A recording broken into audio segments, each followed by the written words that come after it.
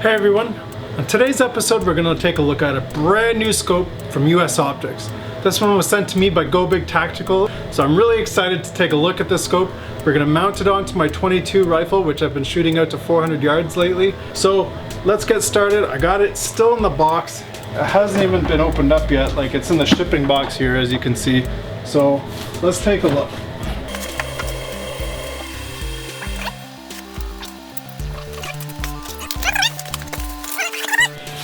Alright. I'm a huge fan of US Optics scopes. I think they're absolutely phenomenal.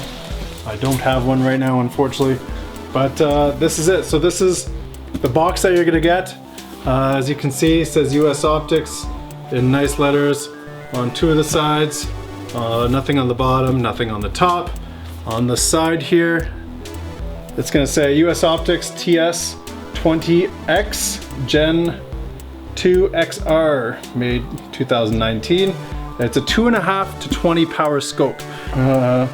50mm objective, red digital turn dial, elevation knob is in mils, windage knob is in mils, 34mm tube, matte black, eyepiece low profile, rapid focus, parallax control left side, parallax focus, 10 yards, parallax 10 yards. So this is pretty awesome. I think this is great for 22 rifles. I also have what I believe to be my mount in there, so we'll have to mount this up. Alright, let's open this box.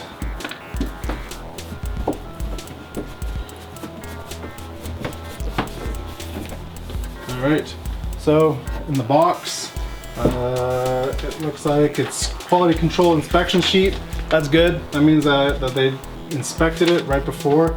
It has a pretty big list of things that they check.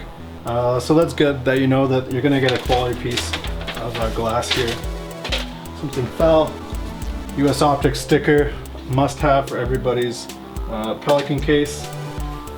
First thing, you get some foam with some fancy little cutouts here to protect it from moving inside the box. You get your instruction manual. And you get the scope. This looks really nice. Along with the scope, with most scopes you get a little lens cleaning cloth, and you get a small little Allen key and a little wee set screw. We'll figure out what that's for soon. And then there's this empty bag, which I'm guessing the cloth was in. Alright, so here we have the scope itself. Comes with some really nice flip caps actually. I think these are a little bit nicer than the Butler Creek ones. They feel a little bit more solid. The spring is definitely snappier than the other ones. They don't hold on quite as snugly as the Butler Creek ones though. Front one is just about as on par with the Butler Creek caps. The rear one here is a little bit looser, which is okay. As I said, 2 to 20 power. That's not too stiff. That's actually nicer than some of my high-end scopes that I've used. So all the way up to 20, all the way down to 2.5. This is a first focal plane scope, I must add, which is really good. You have your parallax here, just all the way down to 10 yards. So I don't know if you guys can see that there. We will definitely be getting closer. Take a closer look at this later on once we get this mounted up on the rifle. It is a Christmas tree style reticle. It's definitely not as busy as an H58 or an H59 or Tremor or the million other Christmas tree reticles are out there. If I look in here, I have a couple dots at the 1 mil mark, then I have 2, and then I have some hashes for 0.5, then a little bit of a tree at 4, and then again at 6, and then at 8, and that's as far as it goes. So you're not going to be doing any 16 mil holdovers and stuff like that with this, unfortunately, but you can dial it in. These turrets are 10 mils per rotation, so that's always good. Clicks aren't too bad. They feel nice. I don't know if this has a 0 stop yet, but we will find out. Alright, so hang out, enjoy a drink. I'm gonna mount this scope onto the rifle and then we'll get right back to getting out to the range and seeing how it shoots. All right, so this is my Savage Mark II that I'm gonna be mounting the rifle to. For a cheap gun, this thing actually shoots really well.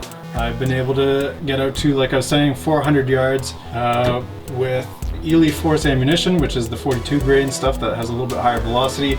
On this gun, it's coming out at 1206 feet per second, which is pretty awesome. That's definitely flying for a little wee 22 long rifle pill. The mount that we're going to be using today is a Zero Delta. These are really nice mounts. The craftsmanship, you can tell, is definitely there. You don't need to lap these. I don't recommend lapping any high-end rings. You're just, I don't know, to me, a piece of bar stock steel is not going to be as concentric as something that was cut on a CNC machine. So these are kind of neat. It's spring loaded.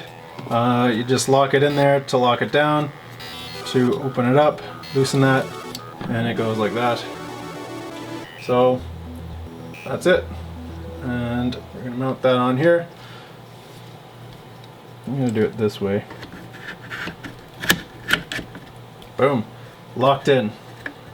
So I'm not sure exactly where on the scope or on this rail I'm going to need to go. I may need to adjust it still, but for now this is good enough. Alright, so we got this mounted onto the rifle. Then we're going to remove the rings and put our scope on.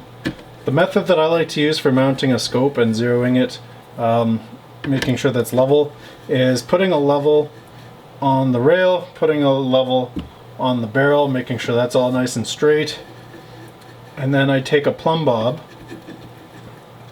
and I hang it on the wall, and I line up my crosshairs with the plumb bob. I found that way I'm centered with the crosshair, because I've heard stories of people having the crosshair a little bit off, or the top of the turret or something like that being off and it not being centered. So this way your plumb bob and your reticle are perfectly vertical.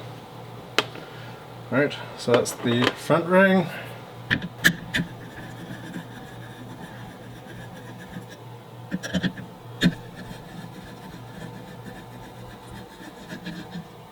Rear ring almost off.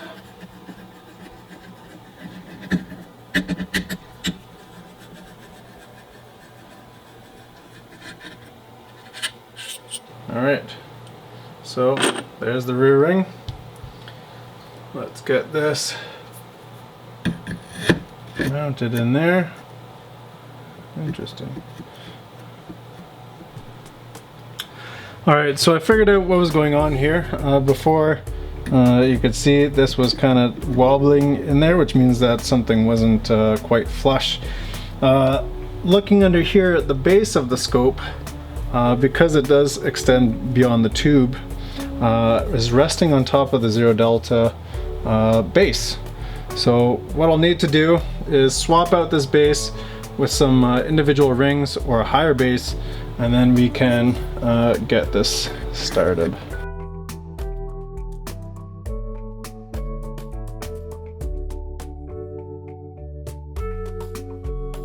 Alright guys, I'm a little bit heartbroken. I don't know what to tell you. The base that I have doesn't fit with the scope that I just received, so I'm gonna have to wait for a new base to show up.